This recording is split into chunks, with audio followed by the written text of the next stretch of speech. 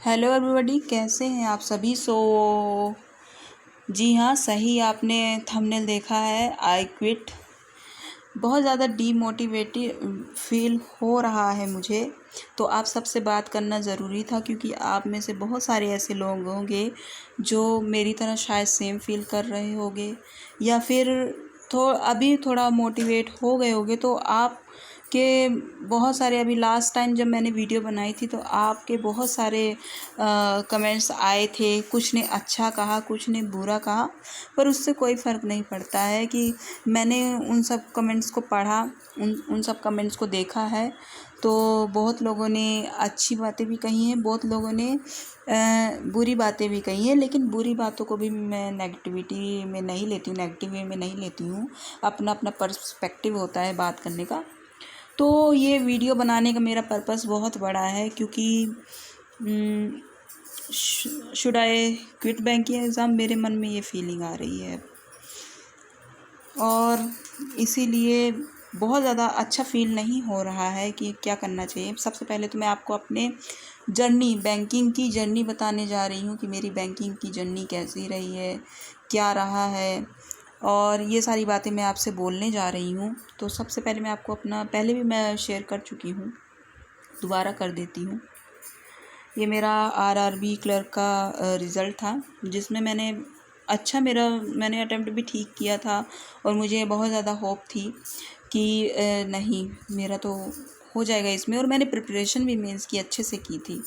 लेकिन नहीं, मेरा जब रिज़ल्ट आया तो मैं बहुत ज़्यादा शॉक में थी कि मतलब ये कैसे हो सकता है, क्योंकि मैंने पूरा ही मेरा था कि नहीं होगा और मैं मेंस की प्रिपरेशन कर रही थी, लेकिन हाँ ये नहीं हुआ। तो बहुत ज़्यादा मैं शॉक में थी।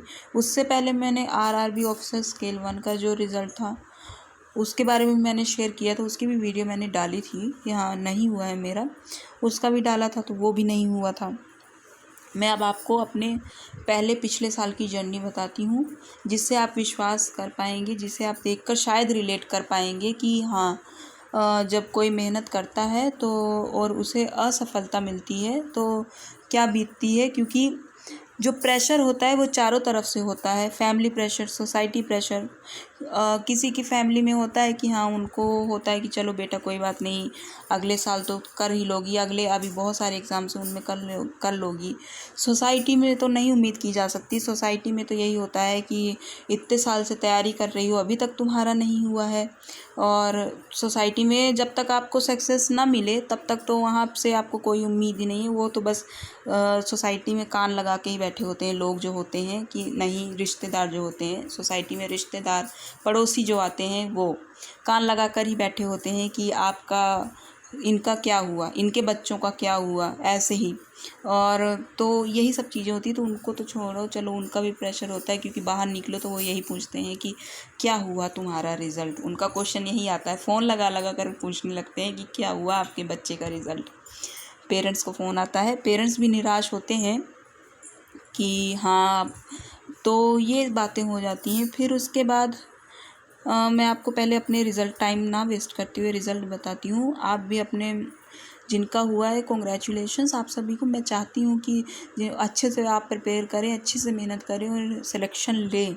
और जिनका नहीं हुआ है तो शायद है कि वो मुझसे रिलेट कर पाएंगे, जिन्होंने हार्ड वर्क किया था और नहीं हुआ तो वो मुझसे रिलेट कर पाएंगे। इसमें मैं किसी का फॉल्ट नहीं कर रही हूँ कि नहीं मैंने किया, मेरा क्यों नहीं हुआ, इसमें किसी की गलती नहीं है। इसमें गलती मेरी है क्योंकि हम, अगर मेरी कुछ कमी रही होगी तभी नहीं हुआ है। लेकिन इसमें अब मैं आगे आपको अपने पिछले साल के रिज़ल्ट्स दिखा देती हूँ कि मेरे पिछले साल में कैसे मेरे रिज़ल्ट्स रहे हैं, क्या क्या रहा, फिर आगे की बात करते हैं। तो ये अभी मेरा जो ऑफिसर स्केल 1 का स्कोर कार्ड है, मैं इससे ही शुरुआत करती हूँ। देख सकते हैं मेरे जो आए हैं 53.75 आए हैं और यहाँ पर जो कट ऑफ गई थी 55.25 गई थी। तो ये बात है। और अब आगे तो इसका हुआ, सबसे पहला तो इस साल से ही शुरुआत कर देती हूँ। पहले मैंने आरआरबी असिस्टेंट का दिखाया, उसका जब स्कोर कार्ड आएगा तो वो भी मैं शेयर करूँगी। अब ये जो है यहाँ पर देख सकते हैं कि ये पिछले साल का रिज़ल्ट है। यहाँ पर मेरा ऑफिसर स्केल 1 का रिज़ल्ट है ये, जिसमें मैंने मेंस के लिए मैं शॉर्टलिस्ट प्री का रिज़ल्ट है ये। उसके बाद ये मैं आपको स्कोर कार्ड दिखा रही हूँ प्री का। मेरे 58.25 आए थे, आउट ऑफ कट ऑफ 50 गई थी।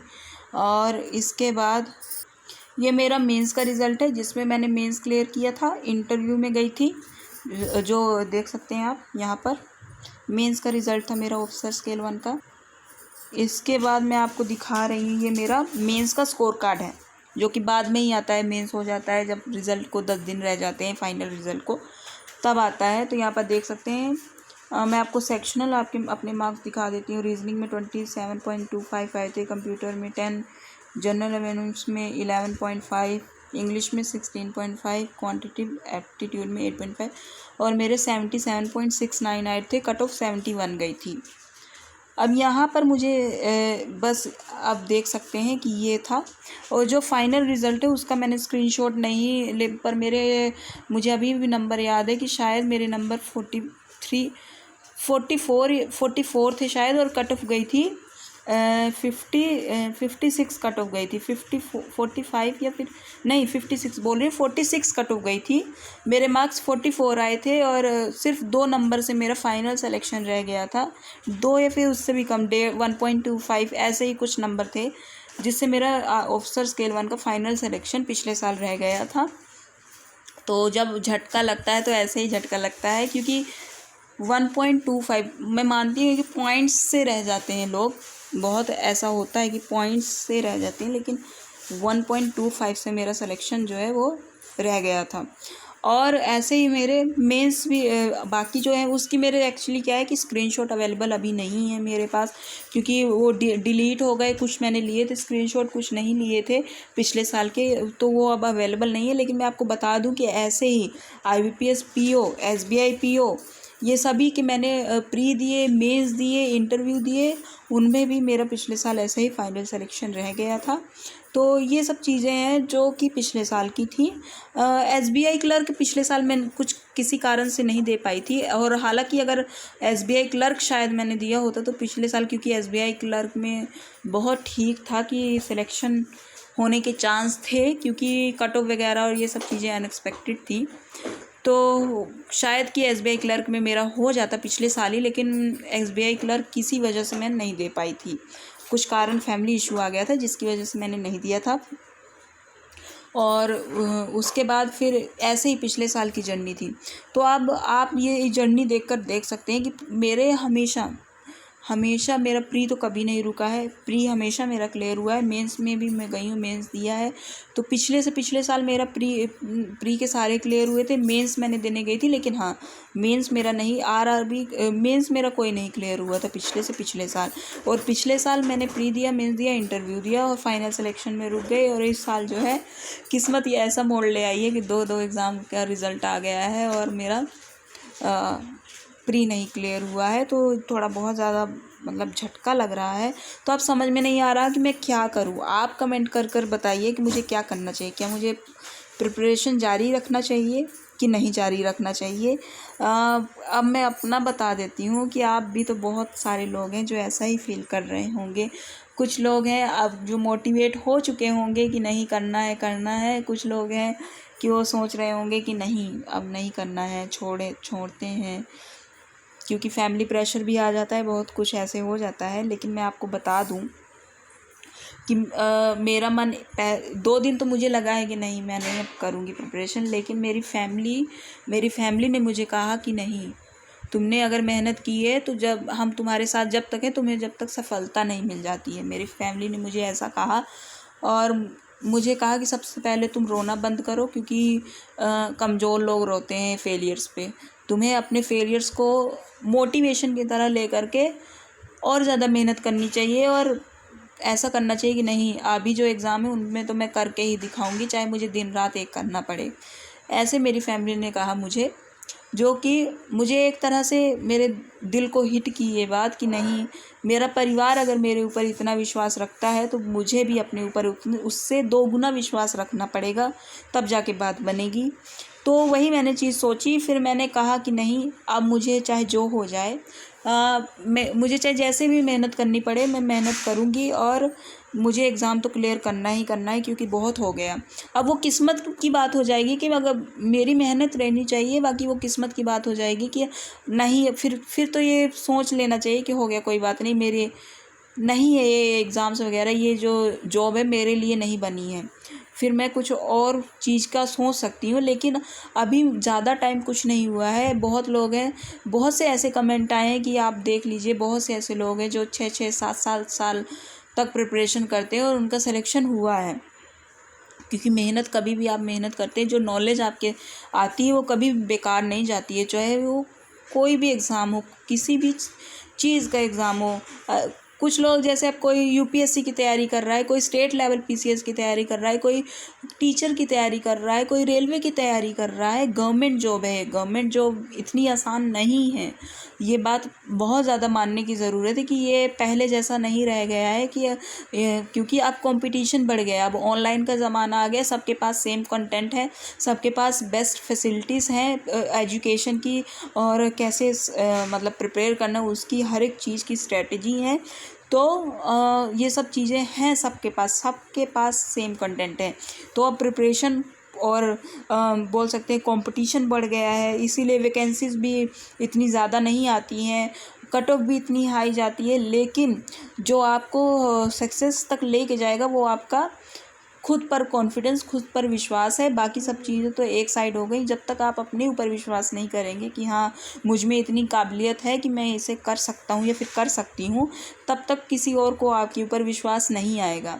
तो इसलिए आपको अपने ऊपर सबसे पहले विश्वास करना होगा कि नहीं, मैं ये चीज़ कर सकता हूँ।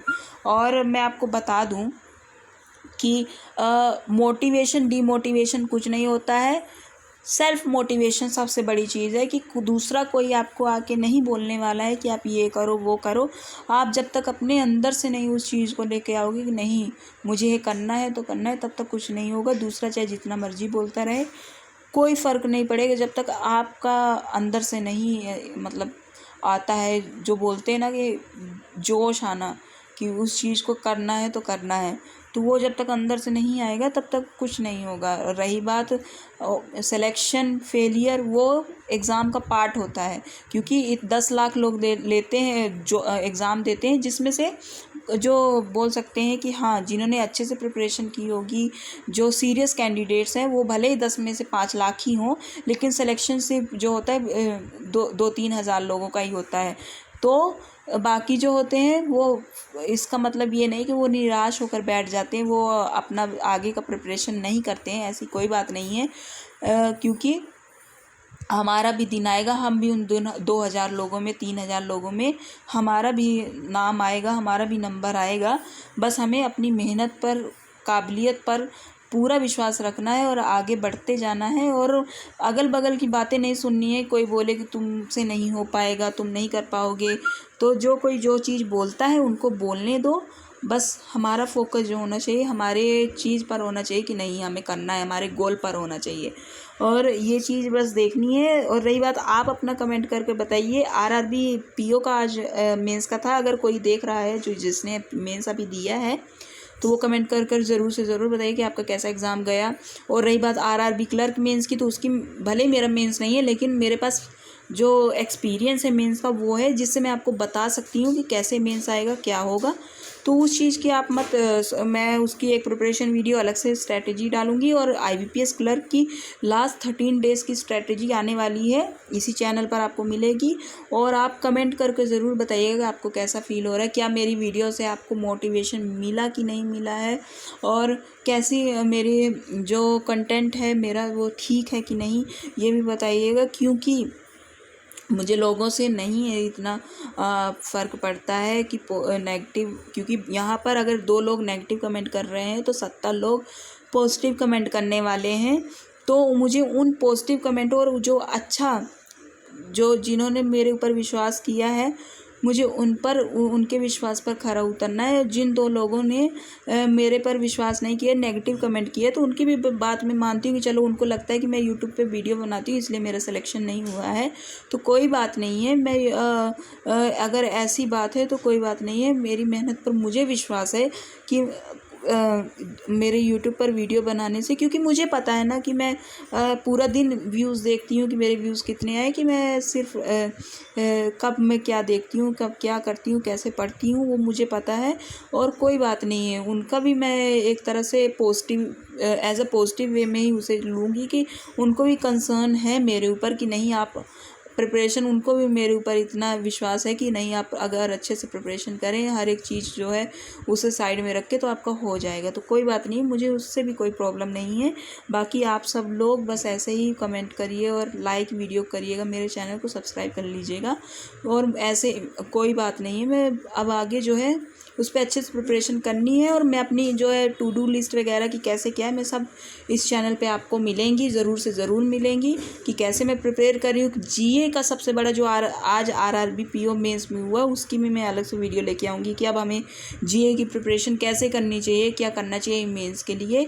और प्री का भी मैं बताऊँगी, जो न्यू है, जो अभी मुझे बहुत से ऐसे कमेंट प्री न्यू वालों के आए हैं कि मेरा ये नहीं हो रहा, मुझसे इंग्लिश नहीं हो रही, क्वांट नहीं हो रही, रीजनिंग नहीं हो रही, तो उनके लिए भी मैं स्ट्रैटेजी वीडियो, प्रिपरेशन वीडियो कैसे करनी है बैंक की एग्ज़ाम, ये सब चीज़ों के बारे में मैं बताऊंगी। आपको किसी भी तरह की टेंशन लेने की ज़रूरत नहीं है, बस आपको अपने ऊपर विश्वास रखना है, तैयारी करनी है अच्छे से, और अगला नंबर जो है वो हमारा ही होगा, बस यही सोचना है। Okay, so thank you all.